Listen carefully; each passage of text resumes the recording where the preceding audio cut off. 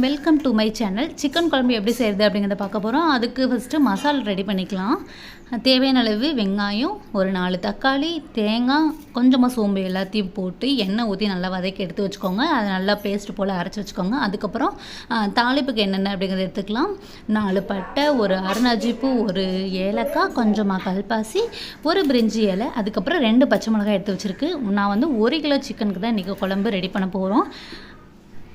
இப்போ ஒரு பாத்திரத்தை அடுப்பில் வச்சுக்கோங்க. குழம்பு பாத்திரத்தை வச்சு நல்லா சூடேறினதுக்கப்புறம் தேவையான அளவு நல்லெண்ணெய் சேர்த்துக்கோங்க. நான்வெஜ் எல்லாமே வந்து நல்லெண்ணெயில் செய்யும்போது அது டேஸ்ட் வந்து இன்னும் கொஞ்சம் கூடலாம் சூப்பராக இருக்கும். எண்ணெய் நல்லா காஞ்சதுக்கப்புறமா கடுகு, சோம்பு எல்லாம் போட்டு நம்ம எடுத்து வச்சுருக்க அந்த பட்டை வகைகள் எல்லாத்தையுமே போட்டுக்கலாம். பட்டை, ஏலக்காய், கல்பாசி, விரிஞ்சி இலை எல்லாம் எடுத்து வச்சுருக்கோம் இல்லையா, அது எல்லாத்தையுமே சேர்த்துக்கலாம் கிராம்போட. சேர்த்துட்டு அதுக்கப்புறமா வந்து 2 பச்சை மிளகாயை போட்டு நல்லா வதக்கிக்கலாம். பச்சை கருவேப்பிலை சேர்த்துக்கோங்க. இது போல் அப்போ தான் வந்து நல்லாயிருக்கும். ஒன்றா சேர்த்துக்கோங்க. நான்வெஜ் எல்லாமே இந்த மெத்தடில் செய்யும்போது ரொம்ப சூப்பராக இருக்கும். அது சிக்கனோ மட்டனோ எல்லாமே வந்து இது போல் செய்யுங்க, நல்லாயிருக்கும். மீன் குழம்பு மட்டும் மெத்தடு வந்து கொஞ்சம் மாற்றி வரும். இப்போ வந்து அது நம்ம போட்ட பட்ட வகையில் எல்லாமே நல்லா வதங்கிடுச்சு. அதுக்கப்புறமா வந்து இஞ்சி பூண்டு பேஸ்ட்டை சேர்த்துக்கலாம். பூண்டு வந்து நான் தோல் உரிக்காமல் அப்படியே தட்டி வச்சுருக்கேன். ஏன் உரிக்கலாம் அப்படின்னா அது ரொம்ப சின்ன சின்ன பல்லாக இருந்துச்சு.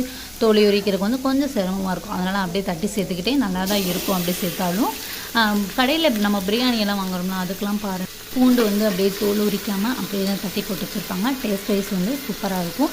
இப்போ இதோட பச்சை வாசனையில் போனதுக்கப்புறமா நம்ம கழுவி வச்சுருக்க சிக்கனையும் சேர்த்து நல்லா கிளறிக்கோங்க. இது கூட உப்பு, மஞ்சள் தூள், அதுக்கப்புறம் மசாலா பொடி எல்லாமே நல்லா மிக்ஸ் பண்ணி விடுங்க. இன்றைக்கி வந்து நான் சிக்கன் மசாலா எடுக்கல, வெறும் கறி மசாலா தூள் மட்டும்தான் போட்டு இன்றைக்கி நம்ம ப்ரிப்பேர் பண்ணுறோம். ரொம்ப சூப்பராக இருக்கும். இல்லை கறி மசாலா தூள், சிக்கன் தூள் எல்லாமே சேர்த்தும் செய்யலாம். தனித்தனியாக போட்டாலுமே இன்னும் நல்லா தான் இருக்கும். கொஞ்சம் டேஸ்ட் வந்து டிஃப்ரெண்ட் வரும். ஆனால் அந்த டிஃப்ரெண்ட் டேஸ்ட்டுமே வந்து ரொம்ப சூப்பராக இருக்கும். 1 ஸ்பூன் அளவு மஞ்சள் தூள் சேர்த்துருக்கும். கறி மசாலா பொடி வந்து 50 கிராம் பாக்கெட் இருக்கும் இல்லையா, அது அப்படியே ஒரு பாக்கெட் வந்து முழுமையாக சேர்த்துருக்கு. எல்லாம் சேர்த்து நல்லா கிளறுங்க. நம்ம கிளறிக்கிட்டு இருக்கும்போதே அது வந்து ஒரு 50% வந்து நல்லா குக் ஆயிடணும். அதுக்கப்புறம் தான் வந்து தண்ணி கலக்கணும்.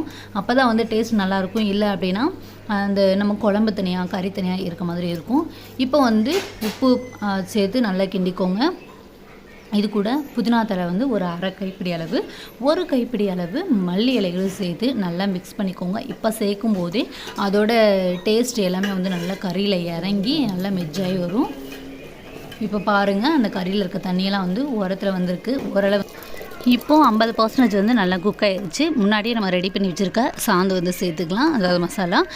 இந்த மிக்ஸி ஜாரே நல்லா கழுவிட்டு தேவையான அளவு தண்ணி சேர்த்துக்கோங்க.